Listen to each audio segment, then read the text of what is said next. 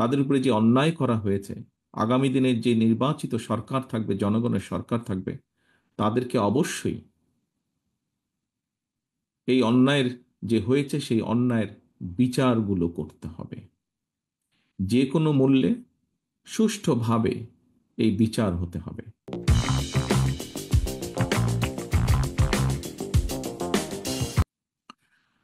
আজকে যেই পরিবারগুলো আপনারা আজকে উপস্থিত হয়েছেন, যাদেরকে আপনারা বিভিন্নভাবে হারিয়েছেন, হারানোর মূল কারণটি কি ছিল? কারণটি ছিল এই দেশের মানুষের রাজনৈতিক অধিকারকে প্রতিষ্ঠিত করা। এই দেশের মানুষের রাজনৈতিক অধিকারের পাশাপাশি অর্থনৈতিক অধিকারকেও প্রতিষ্ঠিত করা। সংক্ষেপে বললে মানুষের অধিকারকে প্রতিষ্ঠিত করা, যেটি ছিনিয়ে নেওয়া হয়েছিল। আজকে আহ, এখানে যারা উপস্থিত আছেন, যারা নিজেরা ভিকটিম, আমি একজনকে সরাসরি এখান থেকে দেখতে পাচ্ছি, ভিকটিম খোকন মঞ্চে বসে আছে। খোকনের মতন আরো অনেকেই সামনে উপস্থিত আছেন হয়তো, একই সাথে এরকম পরিবারগুলো উপস্থিত আছেন। আহ একটি কথা আমি আমার পক্ষ থেকে কখনো বলিনি, আজকে এখানে আমি কথাটি উপস্থাপন করতে চাচ্ছি। যারা এখানে গুমের শিকার হয়েছিলেন, ব্যক্তি বা পরিবারের সদস্য যারা আছেন, আহ, আপনাদের সাথে সবসময় আমি একত্ব প্রকাশ করি, কারণ আমি কিন্তু আপনাদেরই, আমি এবং আমার ভাই, যে ছোট ভাইটিকে আমি হারিয়েছি, আমরা উভয় ভাই কিন্তু আপনাদেরই অংশ, যারা গুম হয়েছেন, গুমের নির্যাতিত হয়েছেন, গুমের শিকার হয়েছেন। কিছুদিন আগে আমি হুম্মম কাদেরের সাথে কথা বলছিলাম, ও এসেছিল আমার সাথে একটি বিষয় আলাপ করার জন্য। আমরা কয়েকদিন আগে দেখেছি যে আহ, আয়নাঘর নামক যেই জায়গাটি তৈরি করা হয়েছিল, সেই জায়গাটাতে বর্তমান অন্তর্বর্তীকালীন সরকার প্রধান সহ অন্যরা গিয়েছিল, সেখানে হুম্মাম কাদেরও ছিল। সেখান থেকে আসার পরে হুম্মাম আমাকে কিছু বিষয় বলছিল।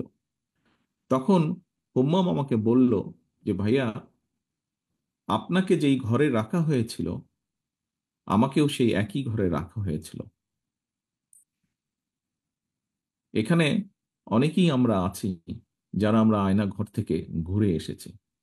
অনেকেই আমরা আছি যারা আমরা আয়নাঘরে অত্যাচারিত হয়েছি। এখানে অনেকেই আছেন যাদের স্বজনেরা আয়নাঘরে গিয়েছেন, আয়নাঘরে অত্যাচারিত হয়েছেন। কেউ হয়তো ফিরে এসেছেন, কেউ হয়তো ফিরে আসেননি। একজন রাজনৈতিক কর্মী হিসাবে, একটি রাজনৈতিক দলের সদস্য হিসাবে, স্বাভাবিকভাবেই আমাদের প্রত্যাশা যে একটি জনগণের যেই প্রত্যাশা, সেইভাবে রাজনৈতিক দল হিসাবে আমাদেরও প্রত্যাশা যে সামনে একটি সুষ্ঠু নিরপেক্ষ নির্বাচন অনুষ্ঠিত হবে।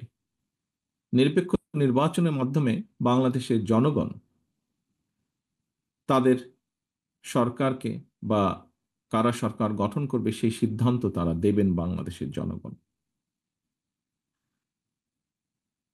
আমি দৃঢ়ভাবে বিশ্বাস করি একজন রাজনৈতিক কর্মী হিসাবে যে আগামী দিন যারা দেশ পরিচালনার দায়িত্বে পাবেন, এই দেশকে নেতৃত্ব দেওয়ার দায়িত্ব যে রাজনৈতিক দলই পাক না কেন, তাদের বিভিন্ন কর্মসূচির মধ্যে অবশ্যই একটি কর্মসূচি থাকতে হবে, এবং সেটি হলো যে মানুষগুলো এই দেশের মানুষের অধিকার প্রতিষ্ঠার জন্য নির্যাতিত হয়েছে, যে পরিবারগুলো তাদের সদস্যদেরকে হারিয়েছে অথবা নির্যাতিত হয়েছে, যে পরিবারের সদস্যরা, তাদের উপরে যে অন্যায় করা হয়েছে, আগামী দিনের যে নির্বাচিত সরকার থাকবে, জনগণের সরকার থাকবে, তাদেরকে অবশ্যই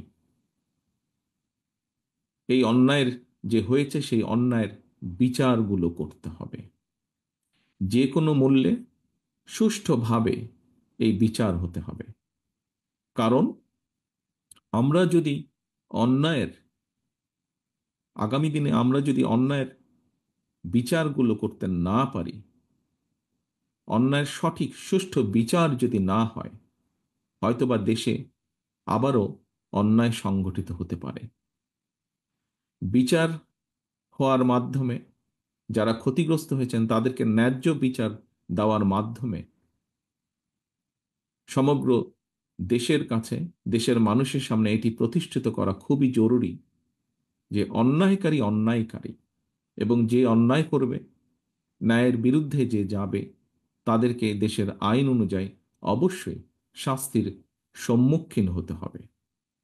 আমার আমাদের দলের অবস্থান থেকে আমরা পরিষ্কারভাবে এটি বলতে পারি যে বিএনপি বাংলাদেশ জাতীয়তাবাদী দল, তাকে যদি বাংলাদেশের মানুষ আগামী দিনে সুযোগ দেয় দেশ পরিচালনার, তাহলে অবশ্যই বিএনপির যেরকম রাজনৈতিক কর্মসূচিগুলো আছে, সেই কর্মসূচিগুলোর পাশাপাশি অবশ্যই আমাদের সর্বোচ্চ চেষ্টা থাকবে যে বিগত স্বৈরাচার বিরোধী আন্দোলনে যারা ক্ষতিগ্রস্ত হয়েছেন, বিভিন্নভাবে নির্যাতিত হয়েছেন, একই সাথে জুলাই আগস্ট মাসে যারা ক্ষতিগ্রস্ত হয়েছেন, নির্যাতিত হয়েছেন, যারা শহীদ হয়েছেন, সেই বিভিন্নভাবে যাদেরকে হত্যা করা হয়েছে, সেই হত্যাগুলোরও বিচার অবশ্যই ইনশাল্লাহ আমরা করব।